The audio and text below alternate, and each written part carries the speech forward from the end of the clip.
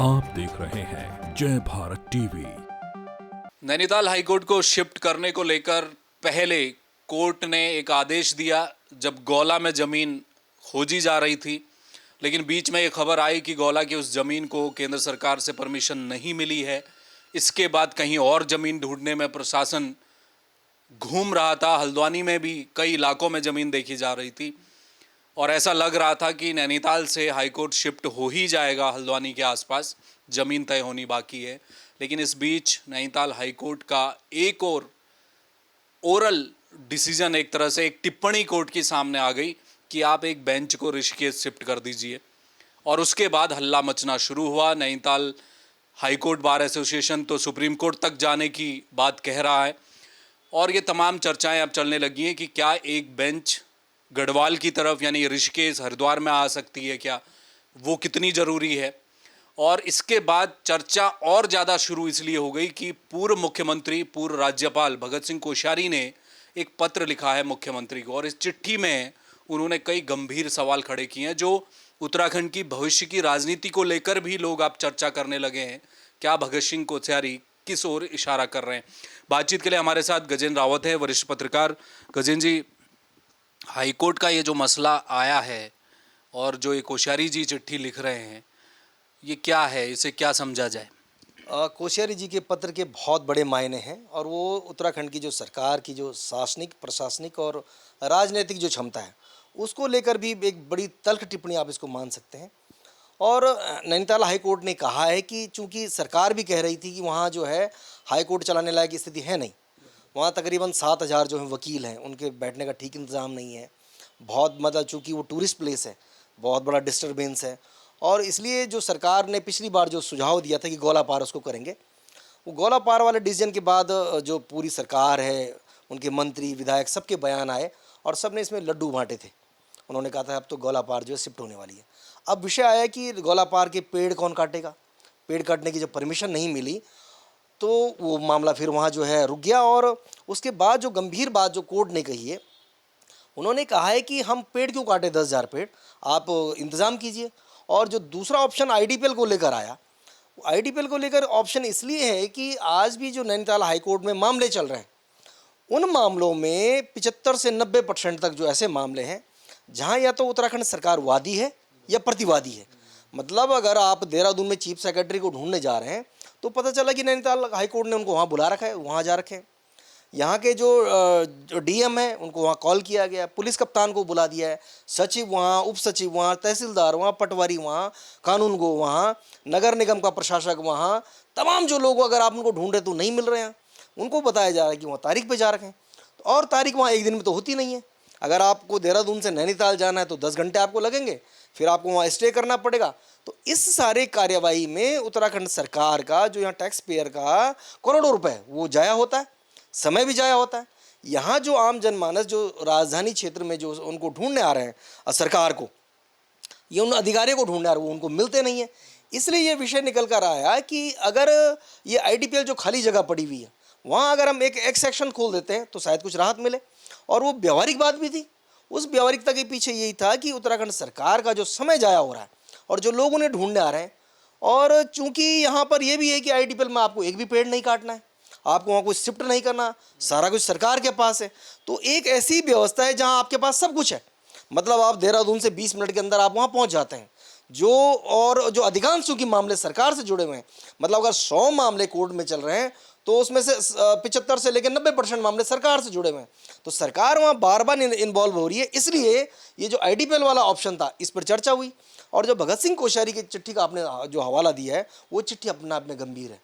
उन्होंने जो बात कही है, उन्होंने कहा कि भाई ये कोर्ट में क्यों गया मामला, सरकार ये सरकार का काम है, क्योंकि सरकार ने तो तय किया था कि राजधानी देहरादून होगी और जो हाईकोर्ट नैनीताल में होगा। तो गेंद चूंकि इनके हाथ से निकल गई है, सरकार जो परसों तक वाहवाही लूट रही थी और जो खुद को अपनी पीठ थपथपा रही थी, वो इस चिट्ठी से बैकफुट पर है। इसमें एक और चीज़ जो निकल कर आ रही है कि भाई अब आपको जो है हो सकता है कि सुप्रीम कोर्ट जाने की बात वो कर रहे हैं या कुछ भी कर रहे हैं, लेकिन फाइनली ये जो चिट्ठी है, ये चिट्ठी बता रही है कि इस प्रदेश के भीतर जब भी कोई डिसीजन होते हैं उसकी व्यापक चर्चा नहीं होती, उसकी व्याख्या नहीं की जाती है, उसके रेफरकेशंस को आप समझते नहीं हैं। क्या इनको नहीं पता था, ये अधिकारियों ने नहीं बताया कि उस गौला पार की जिस ज़मीन का आप चयन करने की बात कर रहे हैं, आपके पास वहाँ 7,000 वकीलों को ठहरने का इंतज़ाम नहीं है, आपके पास वहाँ जो जजेस के लिए कॉलोनी बनाने का इंतज़ाम नहीं है, आप उन पेड़ों से कैसे निपटेंगे? जब एनजीटी यहाँ पर खड़ा है तो वहाँ पर आप नहीं कर पा रहे हैं, और वो ये एनजीटी मतलब फेलियर आप इस अंदाज में भी समझ सकते हैं। 4 धाम की ऑल वेदर रोड बन रही है, यहाँ पेड़ काटे गए, आज ये सरकार बैकफुट पर क्यों है? आप देहरादून का कौन सा क्षेत्र है, हरिद्वार का कौन सा है, उधम सिंह नगर का कहाँ है जहाँ पेड़ नहीं कट रहे हैं? तो कहीं ना कहीं ऐसा लग रहा है कि जो लोग सरकार चला रहे हैं वो कहीं ना कहीं कुछ ऐसा नहीं कर पाए जो अपेक्षा उत्तराखंड की जनता उनसे करी थी, और जिसके कारण से जो है हाईकोर्ट को इंटरव्यू करना पड़ा है। तो इसलिए मुझे लगता है कि इस चिट्ठी के बहुत बड़े मायने निकलने वाले हैं, और ये अपने आप में सरकार का एक फेलियर भी है। विजय जी, एक बात जो समझ में आ रही है, आप उसको अपने हिसाब से मुझे बताइए कि जब राज्य बना तो राजधानी गढ़वाल के पास आई, हाईकोर्ट कुमाऊं के पास गया। कुमाऊं और गढ़वाल की राजनीति बिना उसके अछूती है ऐसा नहीं कहा जा सकता, राजनीति वहीं से चलती है।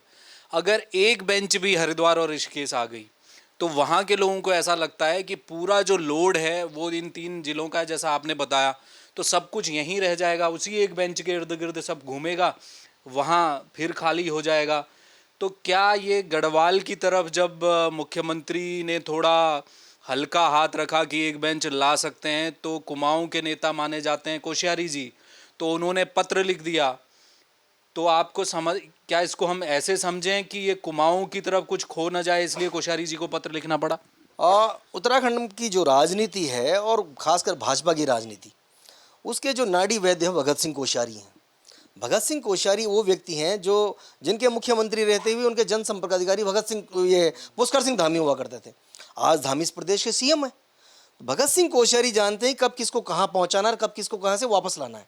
ये चीज़ हमने तब भी देखा जब यहाँ पर निशंक मुख्यमंत्री हुआ करते थे, जब खंडूड़ी सीएम हुआ करते थे, कुछ तमाम प्रकार की सरकारें आई।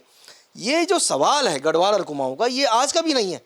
आप देख रहे हैं कि अगर आज जो महेंद्र भट्ट है वो ब्राह्मण हैं, वो गढ़वाल क्षेत्र से हैं, भाजपा के प्रदेश अध्यक्ष हैं। जो मुख्यमंत्री हैं वो पुष्कर सिंह धामी हैं, वो ठाकुर हैं, कुमाऊं से। ये सारी परिपाटी बीजेपी कांग्रेस ने पहले दिन से बनाई हुई है। तो आप इससे डिनाई नहीं कर सकते कि भगत सिंह कोश्यारी चाह रहे हैं कि वो जो गोलापारी बने, ये कुमाऊं में बने, कहीं ना कहीं बने, निश्चित रूप से। और वो एक जो सामाजिक जो ताना बाना है, और जो उन्होंने कहा है, उन्होंने एक लाइन और भी कही कि हो सकता है कि वहाँ पर जो विरोध शुरू हो जाए, तो इसका मतलब आप तो प्रोवोक कर रहे हैं उनको विरोध करने के लिए। ये जो निर्णय है, ये निर्णय कोई ऐसा नहीं है। इस पॉइंट पे ये निश्चित रूप से सोचे जाने की ज़रूरत है कि जिस प्रदेश के पास आज आय के साधन नहीं है, तो आप अगर अपने खर्चों को मेंटेन करेंगे, सरकार का जो समय जो जाया हो रहा है उसको बचाने की कोशिश करेंगे, तो निश्चित रूप से कोई आपको एक ऐसा ठोस रास्ता निकालना पड़ेगा कि ताकि सरकार का पैसा बचे।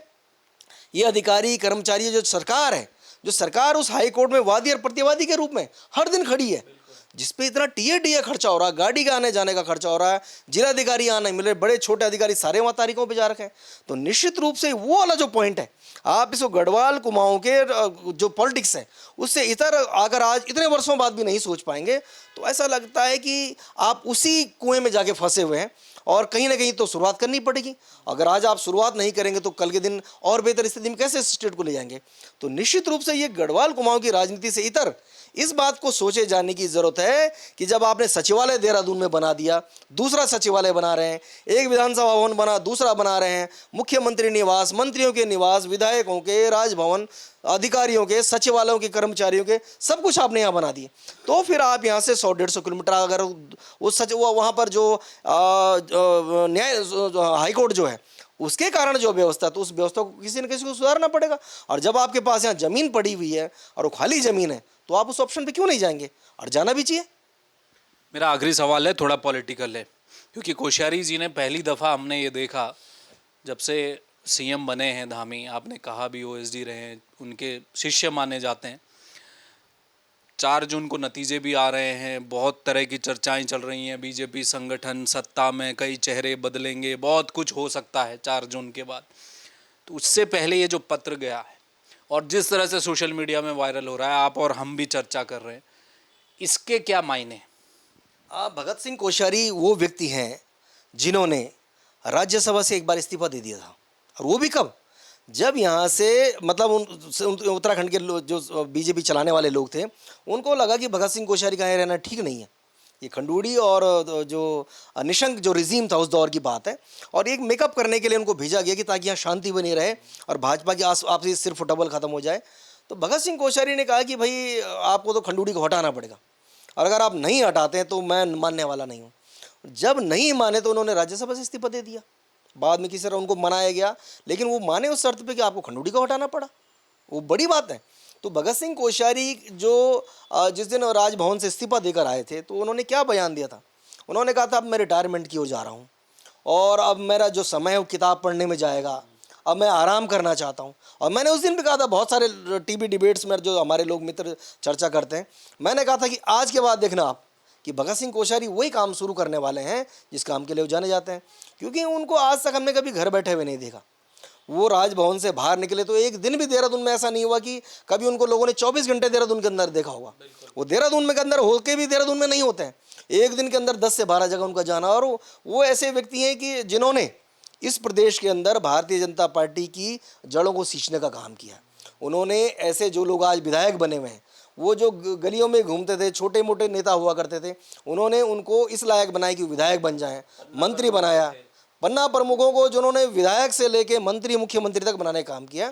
तो इसलिए जो चिट्ठी के मायने हैं, इस चिट्ठी का निश्चित रूप से जो आपने कहा कि 4 जून तक क्या इम्पैक्ट आने वाला है, मेरा मानना है कि 4 जून के बाद भी इसका इम्पैक्ट आएगा। और आज की तारीख में भी भगत सिंह कोश्यारी के घर में ऐसा कोई दिन नहीं होगा जिस दिन 8 से 10 विधायक वहाँ नहीं जाते हैं। वो इंतजार करते हैं कि भगत दा वो मिनिस्टरशिप की 4 सीटें खाली, कब आ रहा है नंबर। मतलब सब लोगों का मतलब सत्ता का एक जो बड़ा केंद्र है, जो उसको पावर हाउस मानते हैं कि दूसरा पावर हाउस भगत सिंह कोश्यारी का घर है। और आज ये जो चिट्ठी है, इस चिट्ठी ने जो है बहुत एक नई चर्चा छेड़ दी है कि आने वाला वक्त उत्तराखंड में क्या करने वाला है। बहुत शुक्रिया। Thank you. बिल्कुल, इस चिट्ठी के बाद चर्चाएं तो होनी ही है, लाजमी है। 4 जून के बाद बहुत कुछ बदलेगा, तो ये चिट्ठी का असर भी आपको देखने को मिलेगा। बहरहाल हाईकोर्ट की बेंच ऋषिकेश शिफ्ट हो या न हो, इसको लेकर चर्चाएं तेज हो गई हैं।